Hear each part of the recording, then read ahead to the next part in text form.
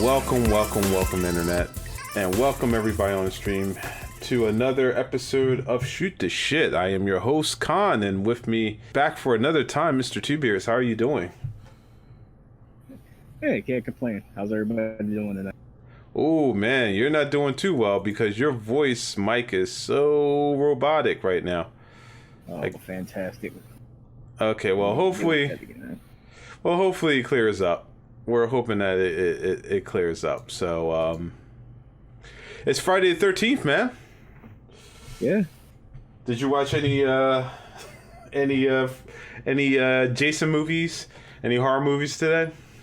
I did not. That tells you how much I fell off as a horror fan. I didn't even mention it to anybody. It's crazy, right? Yeah, I know, man. Friday the 13th, usually that's the time of bad luck, but, you know. Either way, I chose to do the stream today, and, well, it's a lot of stuff to talk about, but, you know, let's start off with some light stuff, man. Because, you know, I'm not trying to bring any bad luck to this and everything. So let's talk about something positive. Well, hopefully it was positive, right? So we got a lot of movie trailers this past couple weeks, man, since the last podcast. And that, for those who don't know, we did this podcast. We started the first episode the day after Thanksgiving. And for those who listen on Spotify and Wooshka, just so that you know, when the podcasts, these are normally going to be recorded on Fridays. They will be available on Wooshka on Spotify by Monday. If you're a YouTube subscriber, you won't see this until Friday because I got a lot of editing to do and I work a full-time job and I have no editor. So, so just to let you know, that's the way everything's going to be, unfortunately. But back to it. A lot of trailers came out, man. We got a whole lot. Yeah, we got Black Widow from Marvel. Marvel finally showing us what their next film's going to be. We got Ghostbusters. And we got Wonder Woman 84, man. Which one you want to talk about first? Oh, it doesn't matter. We can talk about either one of them. Well, let's start off with Black Widow. What's your thoughts on it? Black Widow. Okay, so so Marvel released this Black Widow trailer.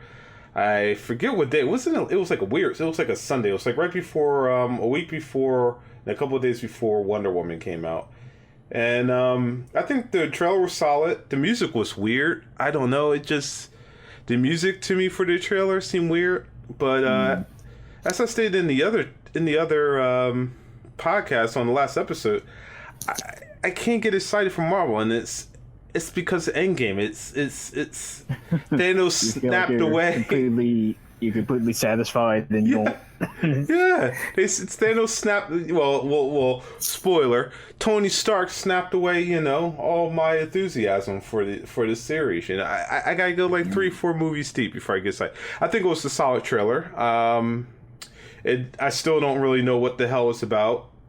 I know who the villain is, but looking at the trailer, I have no idea who the villain is. Just going by the trailer, I hope to see a little bit more Taskmaster. I'm not sold yet on his outfit, but you know, his comic book, he looks cool on the pages, but you can't do that in real life, you know, without looking goofy. As I said before the movie even came out, I said, dude, they're going to probably introduce Yelena Belova, and she's going to be the next replacement because ScarJo wants out. You know, she wants to go, you know, play, you know, Malcolm X or Martin Luther King in some movie. You know, whatever, because she knows she's an actress. She can play whoever the hell she wants to play. You know, so she wants to play like Malcolm X or something. So you know, I understand. You know, let her go do what she wants to do. You know, she deserved it. You know, she gave her time. They finally gave her a movie, which many of us didn't think she was going to get. But yeah, the movie looked pretty solid. Guy from Stranger Things, it wasn't bad. I'm just tired of Hoff, you know, Hopper. Hopper, yeah, I'm tired of Hopper, you know, playing the fat guy. Even in Hellboy, I mean, he still got a little bit bigger. I mean, he was a big, muscular guy, but you know, at least he toned up for it. I was hoping that, you know. But I get it. They play off of it. You know, he gets in the suit. It still fits. And then, you know, girl says, hey, you're fat. You know, I get the jokes, right? I understand. So, overall, I think it was a solid good trailer. I know I talked a lot about it. Go ahead, man. What's your thoughts on it? Sadly not hyped for it. Oh, jeez. Here we go. Go ahead. I've been waiting for this one for a while. Like, she's such a tragic character in the comics. I was wondering if they were going to pick this to actually tell a real serious story with the character. Like, I was and it may still be that the trailer may just be misleading. I mean, we don't know anything about the trailer. Exactly. Yeah. So it's like but I was hoping for a Marvel version of La Femme Nikita. Okay. But like so far from the trailer, what I've got, it really seems like they're like it just gave me more of the family feels with the dysfunctional family with comedy elements added to it. Oh no! Hold up, man. The family feel. Didn't we have an argument about this for Blade? And you were just like, "Hey, I'm okay. I have faith in Marvel that they'll do a good movie." Family feeling for Blade. I mean, I don't need all that murder and naked women and blood and gore. And now you're like, "Oh, I don't like the family feel." Continue, please. As I was saying, I still think they're going to do right by Blade, by the way. But I just feel that like right now the trailer makes me feel like it's a missed opportunity. Okay, I need a fart emote. So when you say I'm okay with Blade, I could play a fart sound clip because that's exactly what I feel. But continue. You need to drop the O'Malley clip in there. Yeah. We do need to get an O'Malley clip in there. Yeah. But that's really it. I just I'm hoping that the trailer proves me wrong, or I'm hoping the second trailer has a completely different feel to it. But forget trailers altogether. I just hope it's a great movie, and I hope it actually takes a serious tone and shows you why the character is as messed up as she actually is. Gotcha. So, I hope they don't skip out on that. So, if I know they were talking about where it takes place, but I guess we're going to get a little bit of. So we're seeing. Well, I'm using air quotes for those who can't see, which you can't see because I don't have the camera on. But it's supposed to be showing the Romanoff family, and when you say the Romanoff family, we're talking about basically, I guess, the family from how she was institutionalized, the ballerinas, the assassins, and so forth. Right. Mm-hmm. So I think we're going to get a little bit more story for the back of that information. But I think where it is in the story, I think this is going to be something where we're going to really push on Yelena. And hi, Payne. We're talking about the our reaction from the trailer for the Black Widow movie. Yep. And for those who don't know who are listening later on in stream, this is a live event. You can come and join the podcast.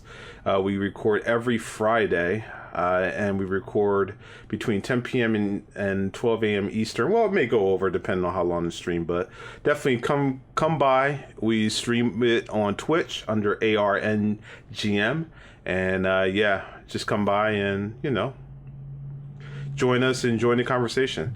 So yeah. So you're saying that Khan's going in and out? Yeah, he might be saying it. That's kind of weird. I'm looking at the levels. I don't see it, and hopefully in the recording it's not going in and out. So we'll see. Hopefully so.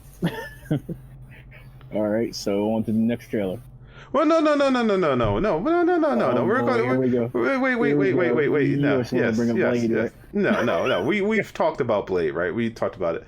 So my question for you is this. So the feel for the movie, because you talked about the feel and being family friendly. I didn't get that. I got like a Winter Soldier spy thriller out of it. Are you not happy with the Winter Soldier feel? I said family friendly, but I meant to say it's another take on a dysfunctional family. Okay. Like, that's what I meant to say. Like how we got with the same feeling that we got with Guardians and being a much more mature extent, and like how the Avengers were all a bunch of people who didn't belong together, but they kind of came a dysfunctional family. Gotcha. Getting that same vibe from this. Okay, well, I guess that's fair, but isn't that like most of Marvel? I mean, isn't that their thing? What do you mean, for their movies or for their comics? For the movies, for the most part. Oh, yeah, it seems like to be the formula, but but for right now, up until now, we only had the Avengers and Guardians to go off of. Even though they're two completely different types of teams, like I don't think they should keep shooting in the dark doing the dysfunctional family whenever they have a group of characters get together. Okay, I mean that's fair. I think that'll actually burn audiences out. Even if it is a good movie, it's just going to start feeling too repetitive after a while. Yeah, I guess so. I guess we gotta wait for Fantastic Four trailer to get an actual, non-dysfunctional family, but I doubt that with, Oh no, they're going to be dysfunctional. Yeah, yeah, that is true. Payne brought up a good point. Ant-Man as well. Yes. Ant-Man's not really dysfunctional. I mean, it's a divorced family, right? For the most part. I guess so. If you look at it, his relationship with Wasp, yeah. We'll take that. We'll definitely take that. So Ash, since you're done with Black Widow, let's go to the next trailer on the opposite spectrum of the comic book genre, and that's Wonder Woman 84. Your thoughts on that one, Two Beards? I am overhyped. And like, whoa! Is this coming from? And I wish I had it queued up to say, but I can't look at anything from DC. I have to go to con for excitement for DC. And now you're overhyped. Come on, man. I said that. Yep, I said that. But oh, you got low on there. Say that one more time, sir. I said I did say that, but that trailer completely turned it around for me. Okay, what got you hyped in that trailer? What did you see that got you hyped? Because they didn't show a lot as to what the story's about. It was a lot of action pieces. So, what got you hyped? The visuals, the whole '80s look and feel, the music that they played, and just I completely love how much everybody was wrong about Gal Gadot. She is completely embodied that character. So it's like the looks and everything that she's pulling into it when she's like spinning the lasso around. The crazy scene that we got to see from her swinging from lightning with the lasso at the end. Yeah, all of it was crazy. She went full Spider-Man. Yeah. Dark Knight cover. Swinging on lightning. Yeah. That was pretty crazy. Giving us a little iconic like her blocking the bullets but taking it a bit further with her like taking the gun and knocking the one off. I'm just hoping it's not one of those things where the trailer makes it look incredible and then we get in and like all those reshoots and all the times they pushed back and it's a chopped up mess of a movie. So I'm hoping that doesn't happen, but the trailer looks great. Well, as we went into it last episode, the movie's been done for over a year. Yeah, that's the scary part. Yeah, the movie was supposed to come out November of this year, and they delayed it until what? I think it was June 5th of 2020 next year. So it's next year. So yeah, I'm kind of mixed on the trailer. I enjoyed it. It wasn't something where I looked at it and I was like, this is bad. But here's the one problem I had. Some of the action set pieces, like when she was doing stuff in the mall, was very reminiscent of the first movie.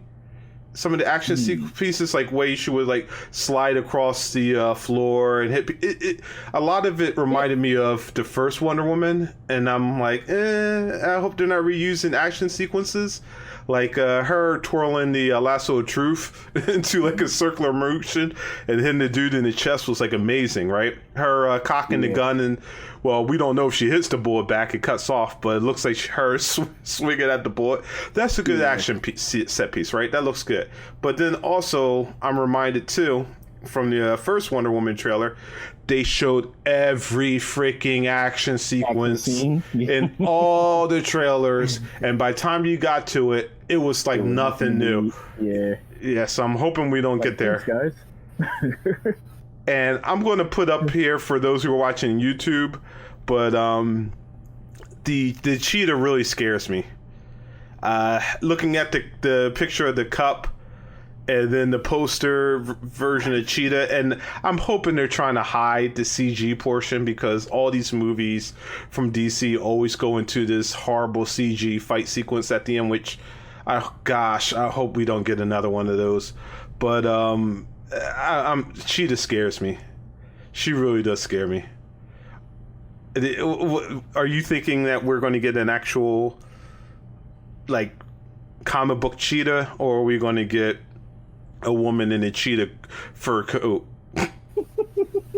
with nails, with like metal nails? I think we're going to get an actual comic book cheetah. Okay. The only way we're not going to get like a cheetah is if like an exec stepped in and was like thought that they knew better than what Paddy was doing. Like she's because that's totally possible. Because this is WB and that kind of stuff happens every day. We know this, folks. We've seen the history. As you brought up, let's get a music video because, hey, a music company did their first trailer or second trailer and everybody loved it. They loved listening to Queen for Suicide Squad. So let's let them edit our whole fucking movie. We know what we're doing. We're executives. Yeah.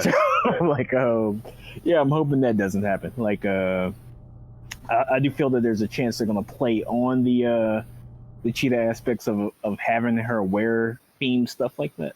Okay. And I'm even and we may even get her in a leotard or a bathing suit of a sort. But I think she'll actually transform into the actual anthropomorphic character by the end of the movie. That's what I'm expecting anyway.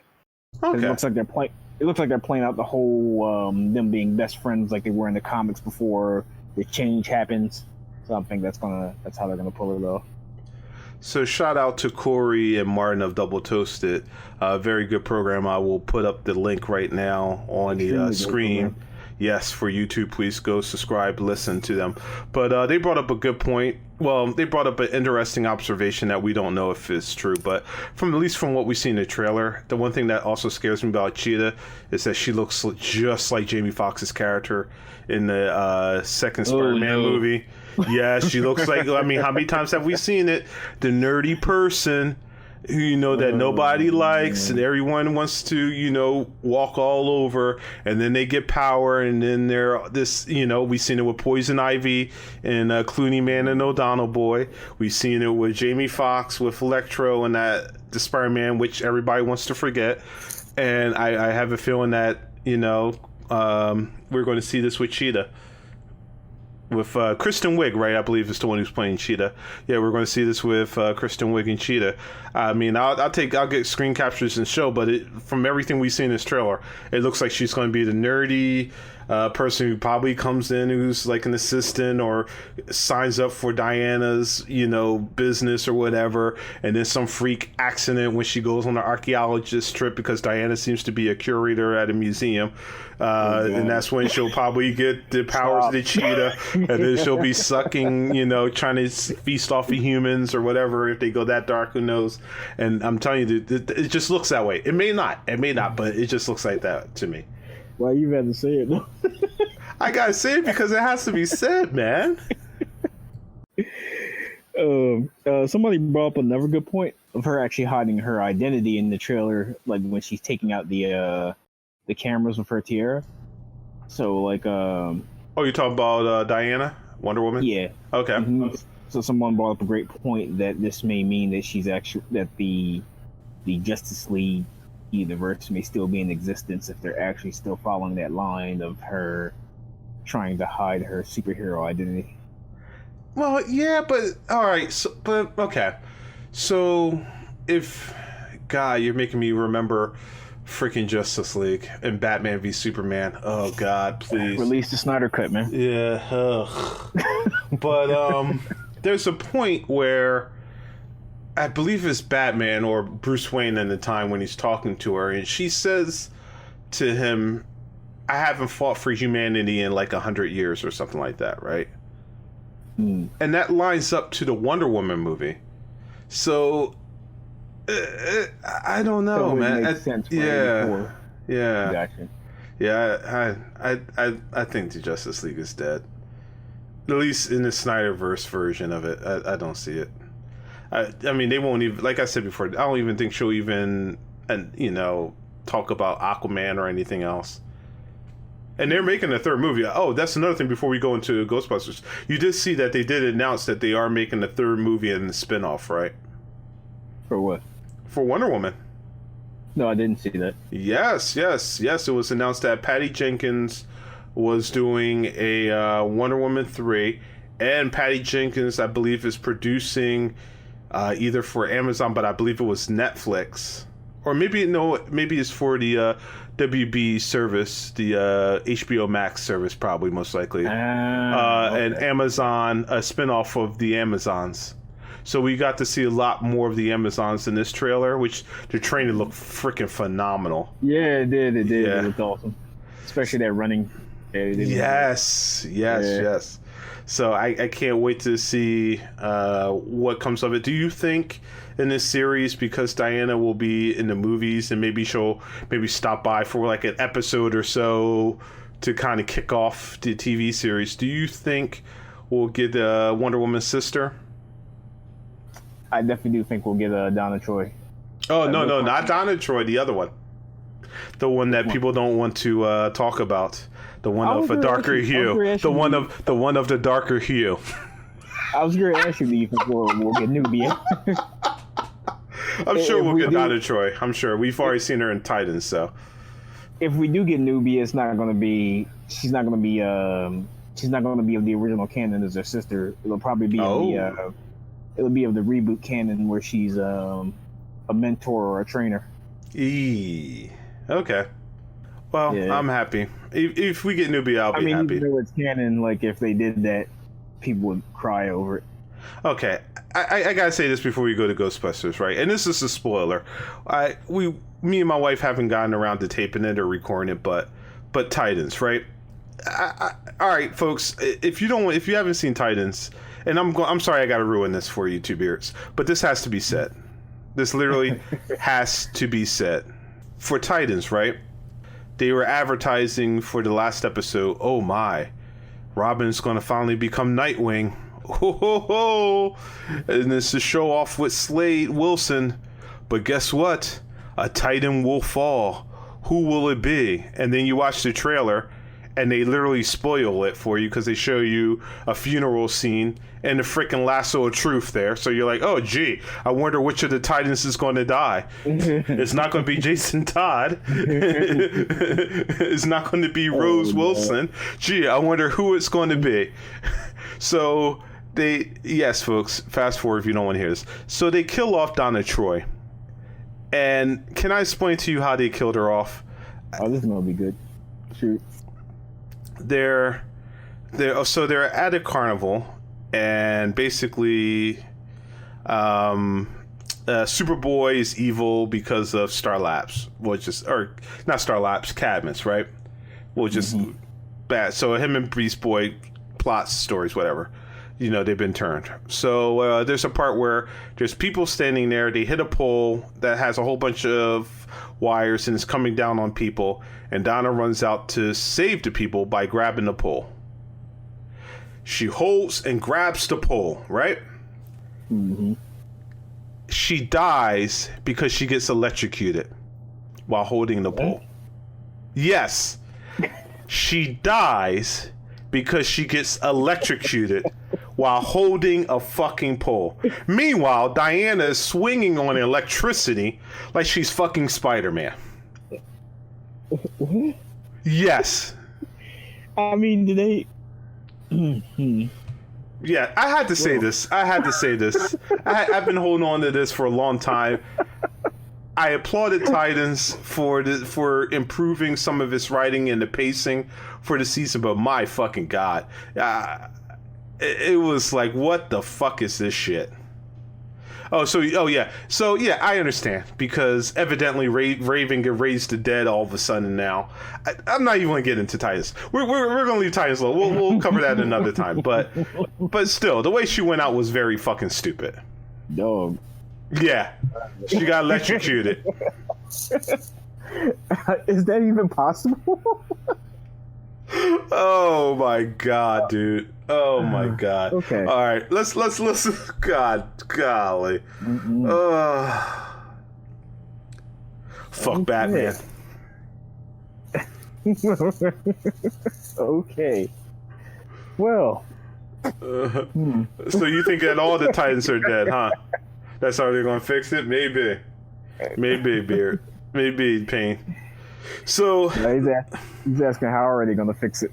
no. He's saying how? Oh, how are they going to fix it? Yeah. No, all the time. Oh, I see. So he's going. Into Crisis. We won't go into Crisis yet because it hasn't settled yet, and we still got 2 episodes. But yes, if you're watching Crisis, basically they wiped out all universes currently in Crisis. So we won't go into that. I actually have a video coming out for Crisis where we'll go into the first 3 episodes in-depth video. We were supposed to do it 2 days ago, but life, work. So we'll get into that a little bit later, Payne. Look for that video. It should be coming out either Tuesday. We'll go into it and theories on to how they're going to fix all that. But the last trailer is Ghostbusters, right? So we get a brand new Ghostbusters, and let's first knock out, right? People were upset with the new Ghostbusters. Well, 2016 or 2017, I think it was 2016. Ghostbusters because it was all female, right? They bitch and they whined, right? This trailer comes out and it has none of the feels of the original Ghostbusters. And when I say none of the feels of the original Ghostbusters, I'm talking about tone, right? Yes, there's a lot of nostalgia moments in the trailer that take you back and give you good feelings or memories of Ghostbusters, but overall, the trailer itself is nothing like the original Ghostbusters. The tone is so different. What did you feel about this trailer? How did you like it? I enjoyed it a lot. Okay, what are some of the high points for you? I actually like the change of the tone. Like, it actually feels I get what he says. I get what he said now by when he said it was a film written for the fans, because it makes you feel like that whole, if you're walking through like you're at a convention or you're walking through like a flea market or something like that, and you see something, you see some toys or something like that from your childhood, and you start picking them up, and you get all these memories and stuff like that, and make all these connections. That's the type of way I started feeling that via proxy through the kids and stuff like that when they're going through all these other things. I also was hoping when they did the one with the all female cast, I was hoping so bad it was going to be a passing of the torch continuation movie. Yeah, because I was like that. Because that's what I was hoping. I was like, that would have. I feel personally that would have went off a whole lot better. Okay. And now that we're kind of in a way getting that with this. I'm very interested to see what caused them to break up. How did all the stuff that they have? Because I'm pretty sure that Egon's the dead grandfather or whatever like that. So like I'm curious as to what caused the team to break up. What made Egon leave the city and retire out in the country like that, and why he kept all the equipment and things of that nature. So yeah, it's a lot of there's a lot of questions. I'm curious how they're going to answer them. Yeah, I hear you. Go ahead. Yeah, and that's basically it. I it's cool because it hit a nice it hit the right points of nostalgia for me, and at the same time it brought out a bit of mystery for me. And one of the things that surprised me is, like, I kept waiting for it, especially when they finally started up the Ecto. I kept waiting for them to hit the music, but they didn't, and I was like, huh. Yep. Okay. Yep. All right, that was a surprise for me. So we're going to switch back real quick, and there's a reason why I wanted to play this on stream. For those who watch YouTube, they'll see the video with no sound. So for those watching YouTube, you're getting a video with no sound. So there's a main, and you saw that, right, Two Beards? Mm-hmm. You saw. Okay. So here's my problem with the Ghostbusters trailer, because a lot of people will say, oh, well, you just hated the last Ghostbusters because it's all women. No. That trailer that they gave us, fundamentally, in terms of the feel, the look, the sound, was Ghostbusters, right? If you compare the tone of Afterlife to that one, that is more true to Ghostbusters in terms of tone, looks, and feel than Afterlife at all, right? The problem I have is with the Ghostbusters 2016 was every time they put the music, they use all these things that are Ghostbusters, which is fine. But in the middle of it, where you're like, okay, I get the feel, they stop and they have a bad joke. Everything keeps pausing every 5 seconds, and they put a really bad joke in there that's not funny, right? So you get the beginning part where all the women are sitting there and they're talking, and then they're talking about, oh my, this is a class, blah, blah, blah, Spectre, blah, blah, blah. It shoots the slime in their face, very reminiscent of, the librarian and all this other cool stuff.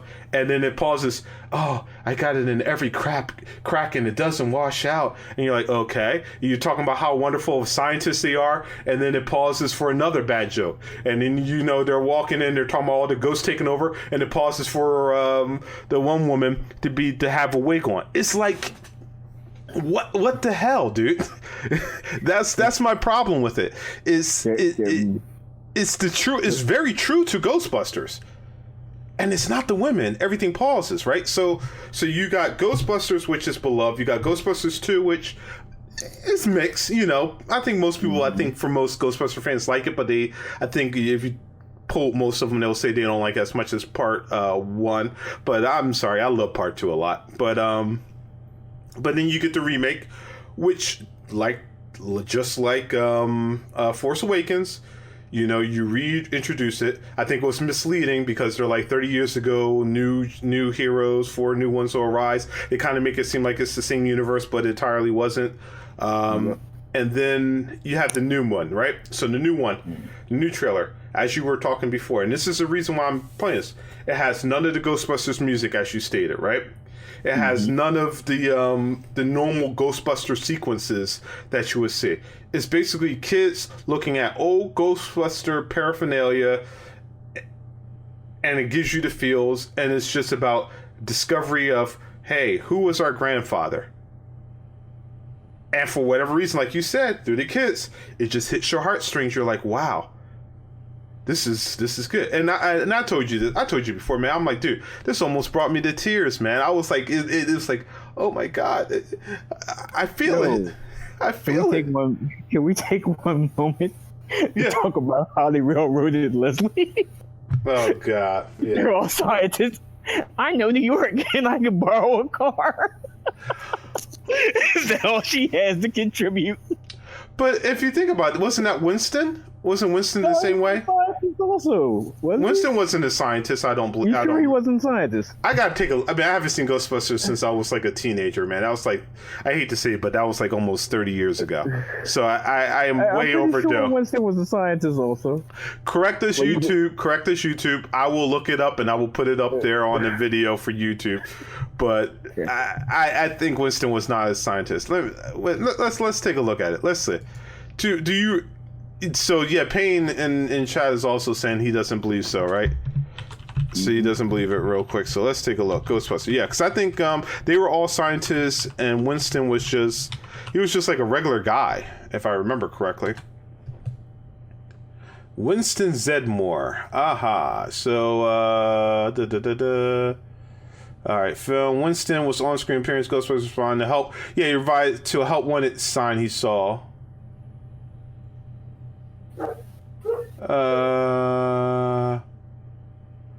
Is a religious man, blah blah blah. Yeah, he had no previous background in paranormal activities, and he initially is a firm believer in the existence of paranormal. Is not a firm believer, and then he accepts it.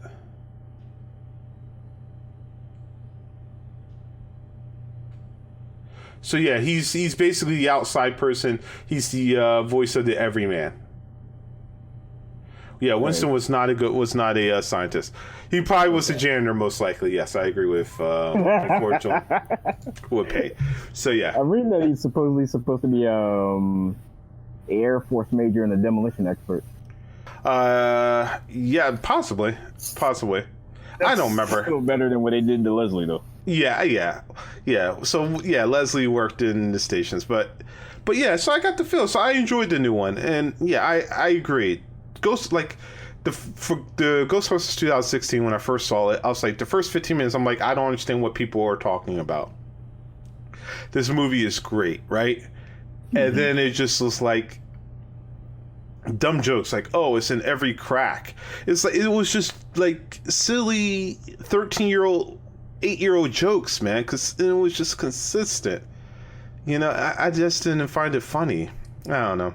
And you said it was even awkward pauses that they were taking time to stick the jokes. You seen the trailer? You seen the trailer? How it was paused? Yeah. I mean, it was consistent, man. Every time something would happen, they would stop to make jokes. I just, it was a bad movie. I don't like it because it's all female Ghostbusters. I was psyched, man. You know, watching what's her face? The one with the glasses. Who? Kate McKinnon? Not Kate McKinnon. The one girl who lost all the weight. Oh my gosh! I know what you're talking about. Yeah, Yes. I can't remember her name at this moment.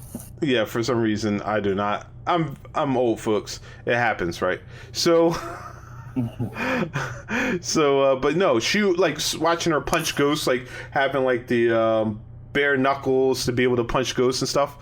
I thought it was really, really cool. You know, it looked awesome, man. Despite some of the bad green screen, but the ghost looked good. It was vibrant. It was bright. Everything about it looked good. And I know people were yelling, "Oh, Ghostbusters, females, it's the gender, the SJW. They just want to ruin Hollywood and women." And I'm like, dude, shut the fuck up. Watch the movie. Be happy we're getting a Ghostbusters. Who cares if it's all females? We're getting another Ghostbusters in 2000s. Be happy. Yes, Melissa McCarthy. Thank you, sir. Yes. And I'm like, dude, it looks awesome, right? You got Kristen Wiig, Melissa McCarthy, and what was the blonde from SNL? The National Treasure, as I call her. Kate McKinnon. Yeah. Mm-hmm. So I'm like, dude, you got an excellent cast, right? But the script it just didn't seem right. Like, it almost feels like it was a bad, rejected SNL skit. But without the good SNL writers, like part of me almost feels like if Tina Fey took over this, it would be much better.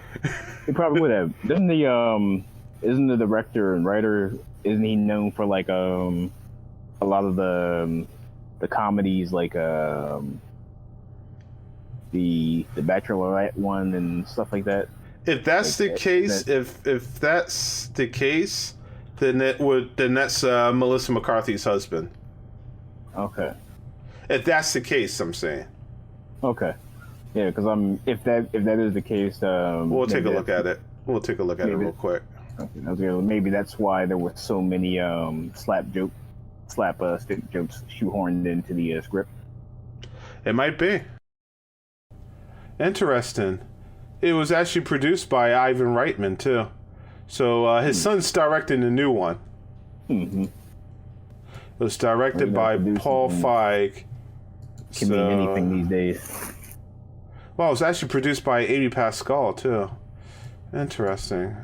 No, it doesn't look like it. It doesn't look like it. It doesn't. At least that I could see. It doesn't look like it was her husband. But yeah. So yeah. So some pretty good trailers. I was happy with Ghostbusters. I'll put it like this. You sent me the first poster, and the first thing I said to you was like, I don't care. Let me see a trailer. Because that's how I am, you know. You send me a poster, I'm like, I don't care. Just let me see the trailer. And the trailer did disappoint, you know. And it was good. You didn't even have to put Bill Murray in it. You didn't have to put Dan Aykroyd in it, you know. I don't know how they're going to do... Egon, since he unfortunately passed away, and he was, of course, one of the producers and writers of the original Ghostbusters.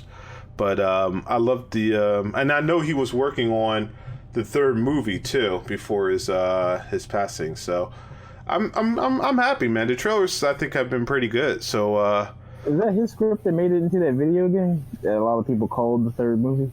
It might have been. I have to look it up, but yeah, it might have been.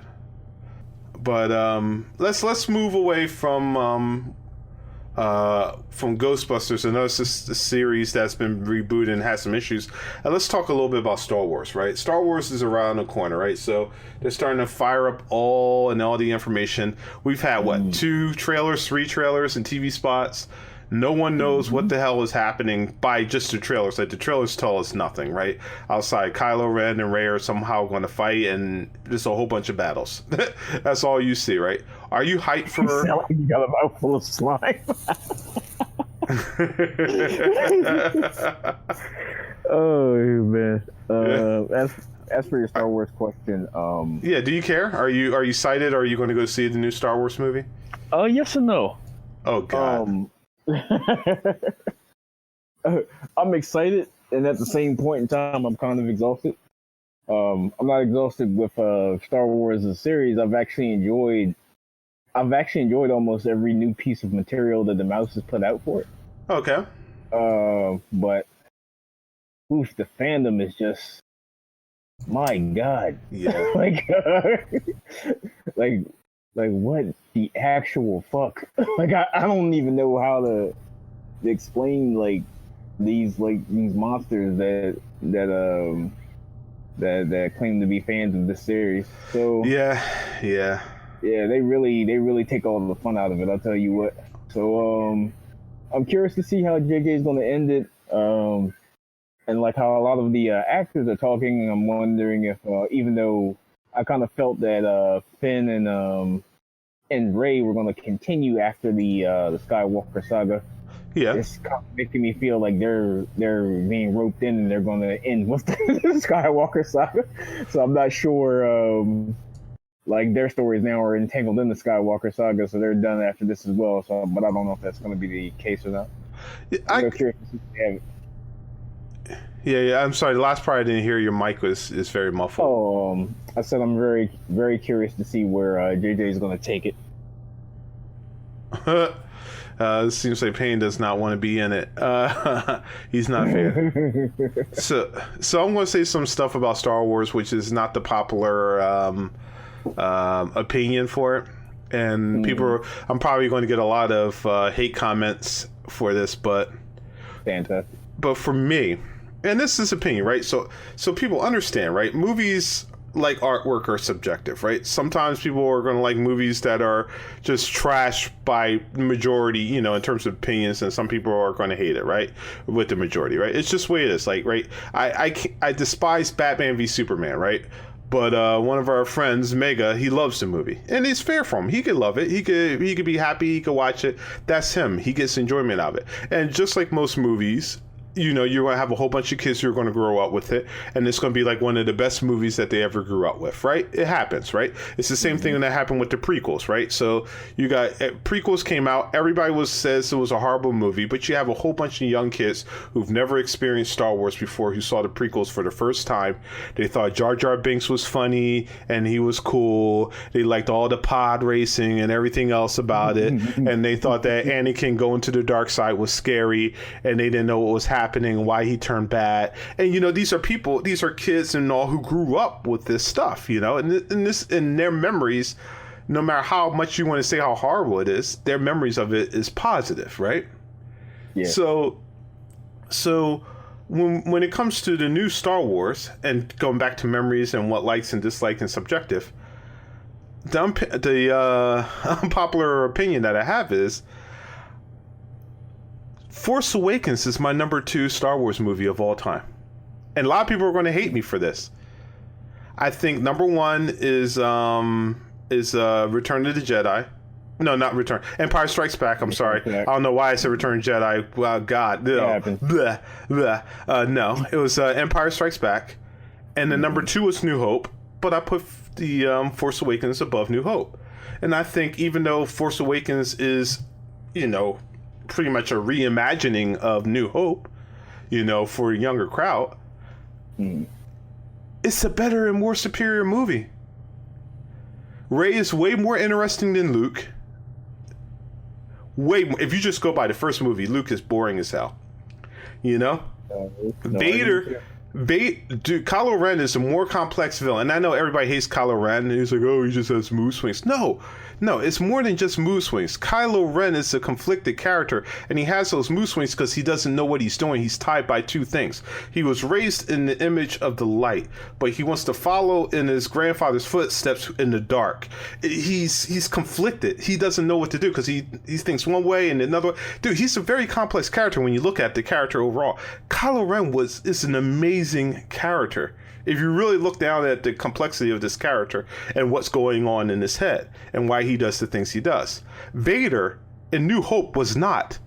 I'm sorry, folks. I know everybody wants to put Vader on a pedestal as one of the best villains of all time, but Vader needed like 3 or 4 movies, a comic book series, and books to become the legend that he is right now. Vader had instant swag. He had James Earl Jones's voice. Nah. He was Nah. You need to rewatch New Hope, sir. No. You're talking about like I'm comparing New Hope. Yeah. I'm comparing New Hope. No, I'm saying something different than what you're saying. You're talking about all the movies that it took to make him an actual character.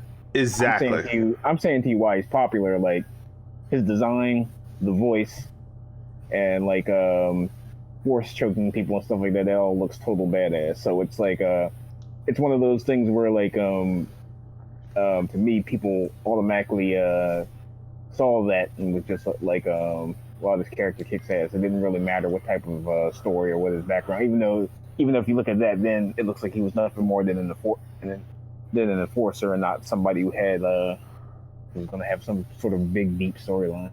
Exactly. He was a lapdog. Yeah. Vadas, please stop. Just another kid who didn't get his ass beat. Yeah, Vader was weak from a villain standpoint, and you look at it from complexity of characters and designs. He was a very boring character, right? My bidding, thy master. Yeah, he was a lapdog, right? So that's why I'm like, if you look at, so yeah, you could say, yeah, the image of Vader, who he is now overall, is a better character, but you gotta give Kylo Ren the same time and treatment to be able to say yes, he is, or yes or no, he's not a better villain, right? So Kylo Ren has had what, 2 movies and a comic book series? That's it. You gotta give him more, you know. So I'm like, so. But if you just compare New Hope to Force Awakens, I think it was a better movie overall. But that's my opinion. Last Jedi, you know, it was okay. You know, I didn't. Last Jedi didn't piss me off like other people, right? I'm like, I saw it. It didn't make me go, oh wow, this is the best thing ever, and then it made me go, oh, this is utter crap. You know, it was just, to me, it was a basic average movie. I look at Last Jedi the same way I look at Rogue One, and everybody's probably now getting their pitchforks out and fires ready because Rogue One is the most beloved movie of all the Star Wars movies. But no, Rogue One didn't do anything for me. It was like, okay, it's fandom, it's fine. You know, everybody's going hype because of the Vader sequence at the end, and I'm like, yeah, okay. That's nice. I thought Rogue One was a missed opportunity. But... Yeah, no, I agree. Yeah. I agree. Rogue One had I'll put it like this. Rogue One had very good characters and so forth, but it was like, it was all over the place to me. Yep. It's like trying to fit too many things into such a short movie time. Yep. And there's like a lot of important events from the actual mythos is in that movie, but it's like none of it got the time that it deserved. I'm like, sheesh. Yeah. I mean, like, of course, if they had stretched it out to like a 3-movie trilogy or something like that, it would have been accused of being a cash grab. But imagine how different and how much heavier would have hit if we actually got to meet the characters of after we got to meet Jen Erso and her crew, and we actually got to grow with them and grow to love them throughout 3 movies, all to just have them all like to have them die by the 3rd movie, how much more of an impact it would have than it did in the just having it all happen in the same movie. Yep. But yeah. And I understand. I understand the issue is the anthology. So let's go back because I kind of went off the record with Star Wars Insight. I'm excited for a new Star Wars movie. I'm ready to go. I think when you were bringing up about the fandom and issues, I think one of the main issues is that Kathleen Kennedy happens to be a woman, and a lot of these fandoms can't stand a woman being in power. Now, don't get me wrong. I keep saying don't get me wrong a lot. There is issues with Kathleen Kennedy and how she's run it. Now, she's not running it the best, right? And I want to tell you the biggest issue that she has, right? The biggest issue for Star Wars right now is that there's no plan, right? So you got Feige, who I think just made Iron Man, and it was successful, and then I think he was like, oh, okay, let's start making more movies and uniting them together. I don't think that they built out 10 years of Marvel when they first did Iron Man, but I think once Iron Man became successful and Marvel and Disney was like, oh yeah, okay, you made like close to $1 billion or maybe even $1 billion off of it. Yeah, let's start doing shared movie universes. I think that's when they started going, okay, let's start linking everything together, right? But the problem with Star Wars, I mean, yeah, the problem with Star Wars is there's no link, right? So Kathleen Kennedy sees she's picking out good movies, interesting stuff, but the problem is she doesn't have a team that's building everything together all at once, right? And what I mean that for the people you have to understand is this, right? So when you're building a universe and you're building out all the movies, you plan everything ahead. When J.J. Abrams, and if you listen to J.J. Abrams when he came in after Rian Johnson for Last Jedi, there was no plan, right? So when J.J. Abrams was done and you say, here you go, you could do what you want to do with Last Jedi, he was like, wait, you killed Snoke? like there was no idea of where to go. Yeah, they didn't actually have a path line or anything like that. Yeah, just hey, this is our plan for the final trilogies. Write the story you want to write, but just make sure that it ends in this point with these characters and in this section like this, right? It was none of that. Nobody explains it. So JJ comes in, he's like, dude, you killed the main villain, so now I guess I got to bring back the Emperor because I got to have somebody come here to see it for some damn reason, and I got to explain why Snoke was, a red herring because you killed him in the second movie in the dumbest fashion ever. So it's like, and that's the problem, right? And for that, you got to blame Kathleen Kennedy for that, right? It's up to her. She could get somebody like a Dave Filoni, which she should have did, and had Dave come in and like. I still do not understand why Dave Filoni is not in a higher position. Yeah. And just like your boy from Schmodown, Christian Harloff. Yeah, I think he actually had a great idea when he was like, Filoni doesn't have to take over like everything. It could just be like Kathleen handles the business aspect of it, and Filoni handles the creative aspect of it. Exactly. You're coming out with all these comics and these books and stuff, and you're doing a good job to make sure that they tell stories to set up for certain parts and pieces and stuff, and it's beautiful, but you gotta link all of it together, man. You need somebody to sit over there and say, yeah, okay, these are the comics we're coming out, this is what we're coming out with, this is the stories, these are the characters we want to set up. So yeah, we want to set up this character in these stories because guess what, in the third movie, this is when whatever they did in these comics is going to impact. And all of our fans and everybody who were fans of Star Wars and read our comics and got all of our stuff and material, guess what? They're going to get a huge payback when they go to see our movies because they're going to get references that the normal comic people who only watch the movies don't get. And that's what you get out of the Marvel movies, right? It's the same thing with Marvel. It's a whole bunch of little tie-ins. You don't have to see every Marvel movie, but if you watch them all, you get all the Easter eggs and all the little nuggets. You're like, oh, yeah, I remember that callback. Oh, wow. So that was what happened at the end? Well, that's how they resolved that issue? Oh, okay. And you get all that information. There's none of that in Star Wars. And I think that's why Feige is now coming in. I know he's just supposed to be just directing a movie, but I wouldn't be surprised if in another year or so they're like, yeah, Feige's taking over Star Wars too. It might happen. Yeah. I feel that's a direct slap in the face to Filoni, but maybe he doesn't want all that power. Maybe he's happy where he is on the Man, your mic is definitely cutting out, man. That's weird. I have nothing but green bars. Yeah, it's like in and out. It's like muffled. But they don't care about that. They know the clowns will shut up. Yeah, that's true. And which brings me up to the point which Penny was sprint.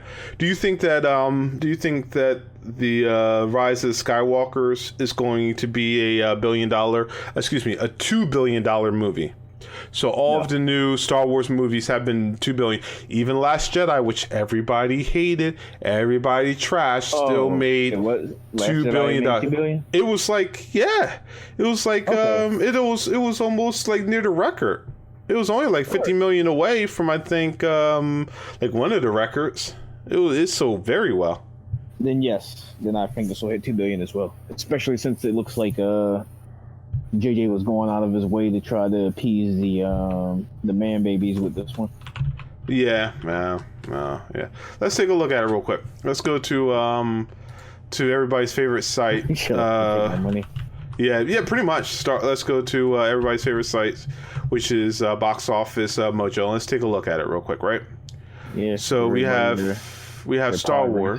Midichlorians. Yeah, which goes in. Yeah, yeah. So we have Star Wars. They're giving me all that stuff. Where's Force Awakens? So Force Awakens, Star Wars made $2.06 billion, right? Mm-hmm. And The Last Jedi made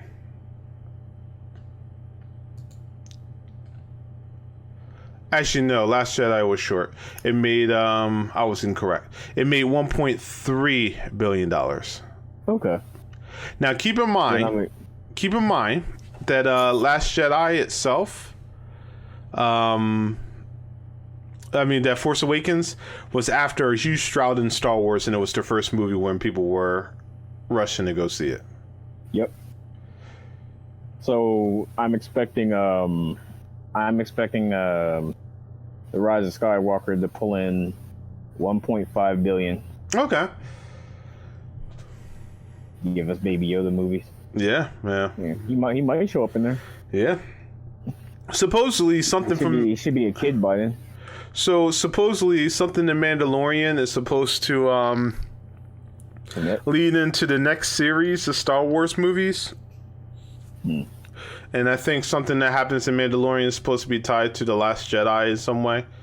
But I know something they were talking about, something that happens in Mandalorian sets up the next sets of movies. So interesting.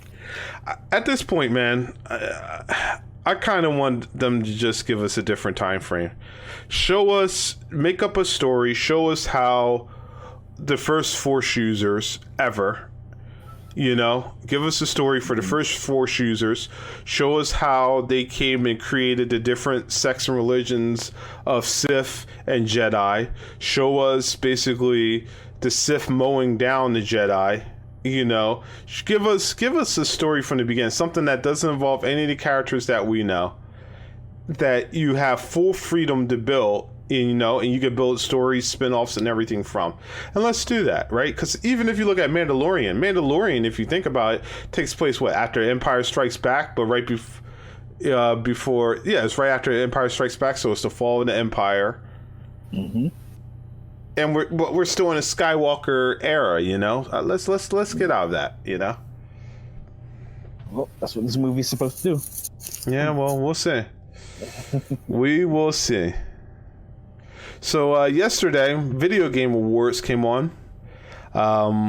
Before we go into Video Game Awards, I myself didn't get a chance to watch all of it because, like Two Beards, you too, we were speaking of video games, we were playing Bleeding Edge from Ninja Theory. So tell the folks what you think about Bleeding Edge and what you played so far. Go ahead. I like it a lot.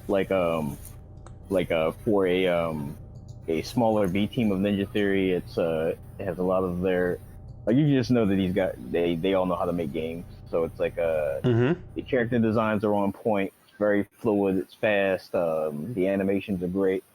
The gameplay mechanics are very tight. But as you already know, my issue, I wish there was a block button and a parry button. Gotcha.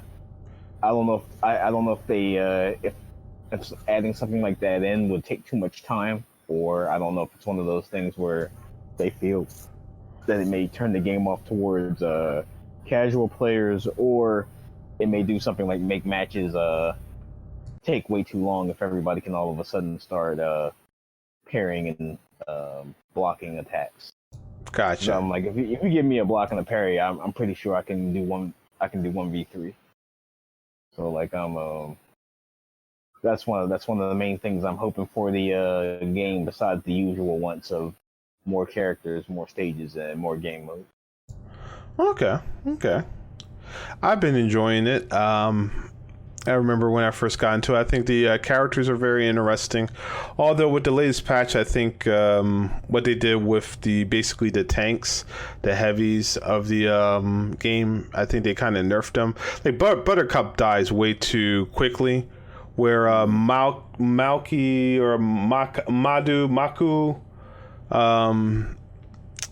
the person from he's not Samoan. It's the one it's the island by Australia. I forget what it. He actually, to me, he feels like he got a buff.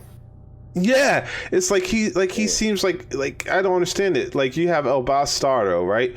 Who's hard to kill. You have Buttercup, who seems to melt anytime she's got two people on her, and you got him, and he doesn't die. Like literally, if you have everything, yes, he doesn't die. If you have any sense of how to play that character, he never dies, and his escapability is just insane. And it's just so annoying. It's like, come on, guys, you gotta do something about this. After that, he's even fast with his regular run for such a big guy. Yes. He was just doing his regular jog away, and he was keeping away from all of us. I was like, what? So hopefully they kind of nerf that character a little bit, but I think the tanks, like if all tanks were up to this level where they were harder to kill, they all had some kind of defense or something, that's fine. Because pretty much El Bastardo and him, they both have shields, right? And then your third tank, Buttercup, has no shields, right? She doesn't even have good DPS or damage. Like she melts in like 2 seconds. It's just like. It's like I don't get it, right? So hopefully they improve it. They improve imbalancing and so forth. The new character I thought was cool, the Bird Girl. I thought she was pretty good.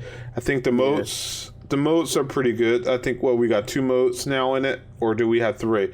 We have the canisters where you have to break the canisters and take the power points. There's holding positions, and you said deathmatch. Was there really a deathmatch? I don't remember ever seeing that. I was just confusing it with the holding the position. Yeah, so there's only 2 modes. So it's just 2 modes here. Yeah, I think they need more game modes. I mean, if they're selling the game for $40, and I know most people who have the Game Pass will probably get it for free, but if you're selling it for $40, I think the game needs a little bit more. Right? Definitely. I don't know if this is something where... There's, okay. Oh, go ahead. I was going to say, I know that there's 2 more character slots open, so I know there'll be 2 more characters probably in time for launch. See, that's what I'm talking about. So you got 2 more characters coming in. I don't think there's enough characters or stages in that game to hold people off, you know? Yeah. At least not for a long time. And I hope it's not like, oh yeah, well, we'll come out with like 3 more characters and then we give up the project, you know? That's all we have money. Like it should be something that you market, that you could sell cosmetics and all skins and all these other cool stuff, and you just keep it going. You know? Yeah, it could definitely be that way. Yeah, it definitely could. But outside of, people not know how to play and the normal AFKs and just losing one person can really hamper your whole experience and any chances you have of winning, I thought that the game is still very fun. And when it comes out, I'll definitely will play it. Yeah, classic team battle issues. But yeah. I'm looking forward to it as well. Yeah, I have my 2 main characters that I always go to, so I'm gonna actually try to learn some more. Okay. So I don't have to rely on just doing those 2 all the time. Yeah. So the last alpha or whatever is done for Bleeding Edge. I think they're coming out with another beta before it comes out, right? Because I think it's due in March. Yes. Yes. Yeah. So I think we get one more beta to try out. So we were playing that yesterday. So the Video Game Awards came in. I don't know if you saw all the trailers and all the things that came to it, but from what you did see from the Video Game Awards, what were some of the standouts? Let's see. I'm not gonna say anything that I've already seen before. Like okay. Like what's the game that I kept confusing for Sekiro? Ghost of Tsushima? Yes. Yeah, I'm not gonna bring that up since I've already seen it. I can't really tell you how I felt about the PlayStation 5 reveal. Yeah. Did it remind you of back in the day where they would just make something super chrome and shiny, and the I forgot which game was like that. The one where the guy had the pyramid head that Eidos put out back in the day. You talking about Silent Hill? No. Like it was a guy who had an old black suit, and he had like a pyramid head, and like his outfit was super like shiny. Like that's what I got off of when I was looking Okay. at that, like all the glare and the chrome looking outfits and everything like that. And I'm like, Yeah. yeah, and I'm just like, I'm like, okay.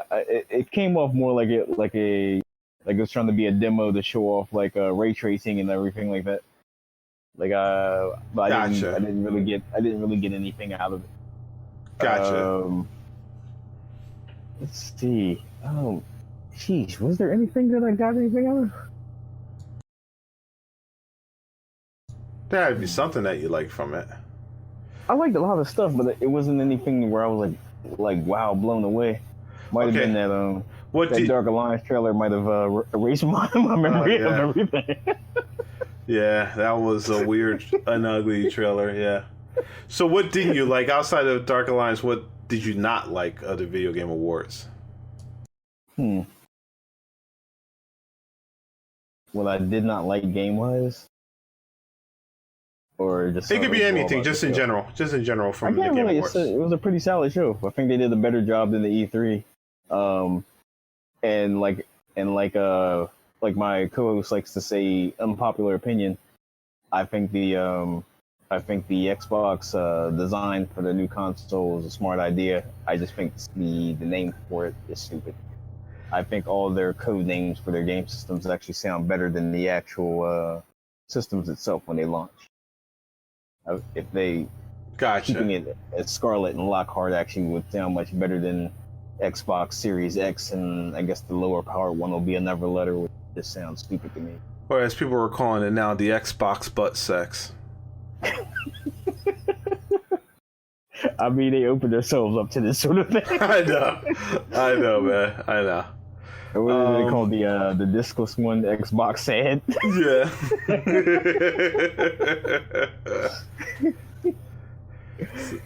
So Like, from come on, guys. the trailer, they had some really weird trailers. The Xbox didn't do anything. For me, I look at it like the Comcast. It looks like the Comcast modem to me. So I'm like, I understand that they're trying to go with a tower, but it's like, and I understand like in Japan where they don't want a big system, and you know having a small little rectangular box might be a little bit easier. I don't like the design. It's just very ugly to me. But I don't think Microsoft has ever been known for console designs because their consoles have all been pretty much ugly. Even if you go back to the first Xbox with a giant red green circle or giant X on it, yeah, it's like So I think that one was on purpose. Like it was trying to be the whole monster truck, big gigantic barbecue sort of thing. the Duke. Yeah. Even the controller was gigantic and stupid. Yeah, but I think that's what they were going for. I think the digital the 1S, I think that actually was pretty sexy. I guess. I guess. It's a box. I mean, with it like it's a box. As far as I'm concerned, like I definitely did not think like I think the PS2 was okay design wise. I think the PS3 looked like a Foreman grill, and I didn't think the PS4 design was revolutionary or awesome either. I think the more and more they try to get into the adult look of having like some sort of sleek and sexy like like electronic look to make it look like it belongs in the electronic section of your Walmart. Mm-hmm. I think getting away from that, getting away from like what Nintendo still does with their systems, that kitty look. I think that takes away a whole lot from it. Like, Gotcha. the Switch looks beautiful. The Switch Lite looks awesome. The GameCube, I still think is one of the best gaming designs that ever came out. Yeah, so well, that's what they said. The new Xbox is very reminiscent of the GameCube, except for it's not a cube; it's a rectangle. I think they're out of their mind. So that's what it's like. That's what I was like saying. If I personally had any input on the design, I actually would have embraced the green color of the Xbox, and maybe use some of the the silver that was used from the 360, I would have actually tried to make something that was actually much more brighter, that was actually more eye catching. Like that's how I would have went anyway. Like I would have something that would have looked like a contemporary adult toy. That's the sort of thing I would have went for. Well, that makes sense. With you, I didn't care for the PlayStation 5 trailer. It didn't show me much of anything. Final Fantasy VII Remake, I think E3 had a little bit of a better trailer than they did. It didn't really do anything or to sell me for it. I am interested in the game. It's not like, oh, well, you just hating. No, I trust me. As much as Final Fantasy VII is not Final Fantasy VII, I still want to play it because it's Final Fantasy VII, if that makes any sense to anybody. So it's not like Cyberpunk 2077 where they had and then they dropped the graphics by 80%. The more I see Cyberpunk, dude, the more I see Cyberpunk, it kills my love for it, man. Every time I see more and more of it, it's like less I want to play it. I'm like, dude, just give us the game, dude. Just leave it alone. Oh, one thing I'm very hyped for is that Magic showed a the Theros new set coming out, and they've been killing it when it comes to full motion videos. I think they've been doing pretty good. Usually sync to music, but this one wasn't. I thought it told a very good story. And I'm ready to jump into it. But they announced a Magic the Gathering MMO. You know I hate MMOs, but man, I am sold. It's coming from the team that did Neverwinter Nights MMO, which I think is trash. But still, I don't care. You had me at Magic. I'm sold, dude. I'm still waiting for the Netflix series being done by the Russo brothers. I gobble anything that's freaking Magic the Gathering. Oh, I did like the new Ori and the Willow. Yeah. That looked good. Yeah, it looked great. It's such a beautiful game, so. Very. So solid showing. Like they showed a whole lot more stuff. Just like last year, they showed way more stuff than I thought they were going to show at the Game Awards show. And I think they actually have a better. To me personally, I think they have an actual better setup than E3. That's fair. I think E3, is more of a you gotta be there, experience it more so than a just watch it. I think before, when we used to have like G4 channel and all these stations that used to cover it, I think that was always a positive thing. But now that all that stuff is gone away and pretty much all media is easily consumable from any source, they all have the same stuff. I think it's like, yeah. So I hope do I spend $1,000 to go out and to Los Angeles for 4 days, or do I just stay at home and be comfortable and I watch the trailer immediately after it's revealed on E3? Yep. So where you going? So Hellblade 2 was shown. Did you care about that? Yes. What you think of it? I think it was, even though it wasn't a game trailer, I think it totally set the mood. Like, Senyu was such an awesome character, and like the whole, her doing the chant or whatever like that had the death metal feel to it. Yeah. It just works for the character altogether. So I'm very hyped to see what they're going to do next, especially after how the first one. I know that the whole point of Video Game Awards is that they start linking with other stuff, but they got to get rid of like a lot of these celebrity mix-ups and stuff. Like Ninja didn't do anything for me. The Fast and Furious trailer was so fucking disappointing. I like to play that Ken fighter. Michelle, we are in our crowd. I know, man. Gamers. We have been gamers. We have been gamers forever, and we are at an award show of our people. Literally, me and Ben used to just like literally spend all night playing like Tekken fighter games or Street Fighter, playing like Tekken fighter games. The Ken fighter. I know she was talking about Tekken, but she was like the Ken fighter, and I'm like, and then she goes Street Fighter, so it makes you think she's talking about Street Fighter, but no, she was talking about Tekken. Tekken. Mm-hmm. Yeah, she was talking about Tekken, but she was like the Ken fighter instead of Tekken. It was just a meme. It's just something that'll be a meme for like till the end of time now. You know, that's not the first video game gaff that she's made. I know. She's good at that. Yeah. And it's like I just want a lot of these celebrities. And then the video game stuff, like they had Apex, and they had a character from Apex trying to launch the new mode and skins and everything, and it's like such a low resolution. He's talking, and the animation from the game is like 20 frames per second, even though he's supposed to be talking. It just didn't match up, and it just looks so bad. And it's like, come on, guys. Like, please. Yeah. we don't want it anymore. We know you got new stuff, man. Just make it quick and simple. That's it. That's all you need to do. Follow. When they showed that. When they showed that Fast and the Furious video game, yeah, I swear I was expecting when the trailer was over, I was expecting to show iOS and Android at the end. But when it said Steam, PS4, Xbox One, I'm like, the devil was a lie. Like, you developed that shit? I have no clue, man. But that's very interesting. So we saw a new game from Apple, and a game being introduced from Amazon, but yet we saw nothing from Stadia. Yeah. Kind of disappointing. Payne was very disappointed in that. He was sitting there and he was like all these ads and commercials that they're throwing out, but he's like, can y'all at least announce something? I'm like, yeah, it would have been smart. Well, I don't think they have any exclusives, but they should have showed something.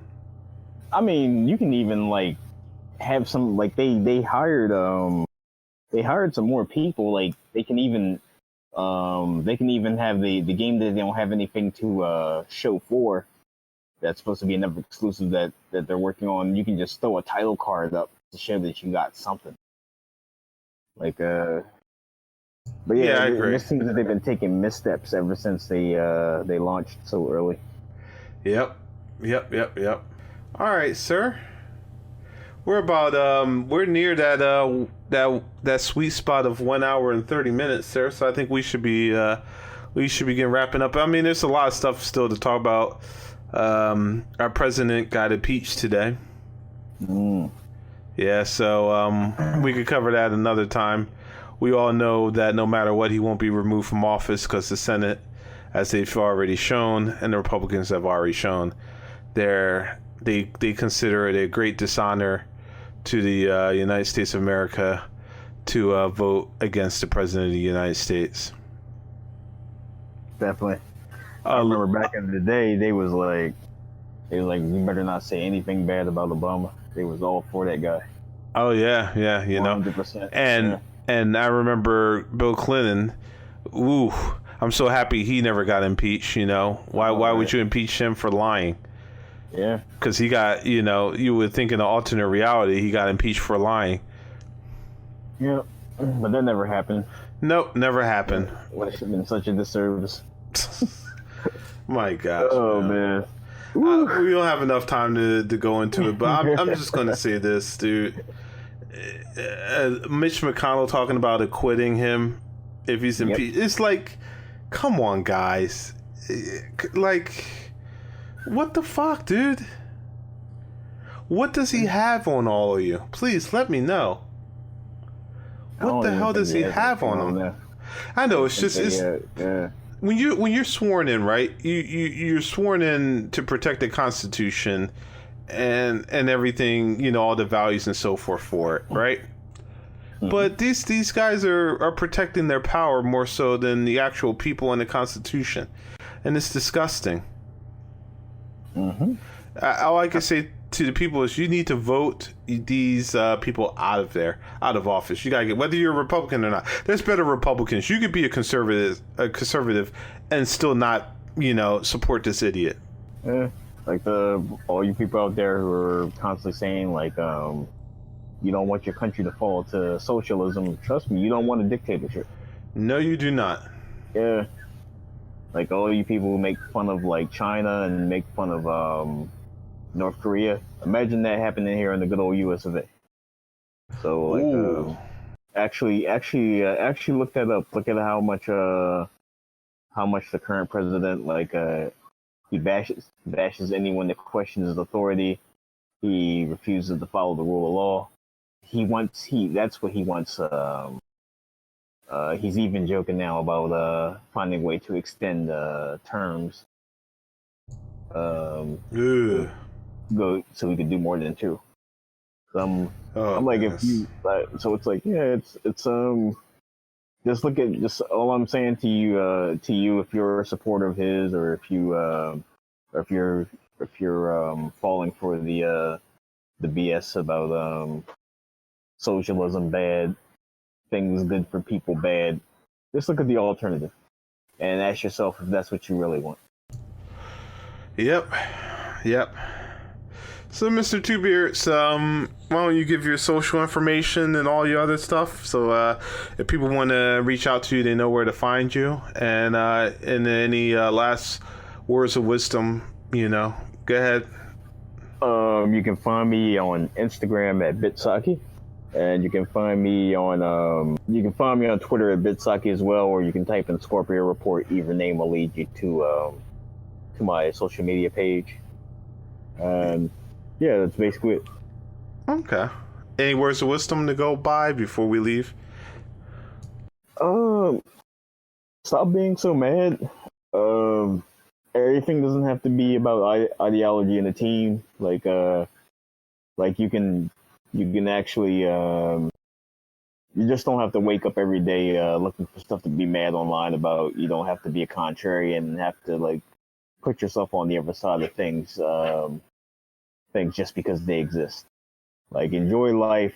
It's way too short for the way that this world has become right now. Damn right. And damn right. Have fun, enjoy things, and fuck all this other shit. So that's my words of wisdom. I want to say thank you to everybody who's listening to this podcast. Once again, this podcast is under... I didn't create anything separate for the know.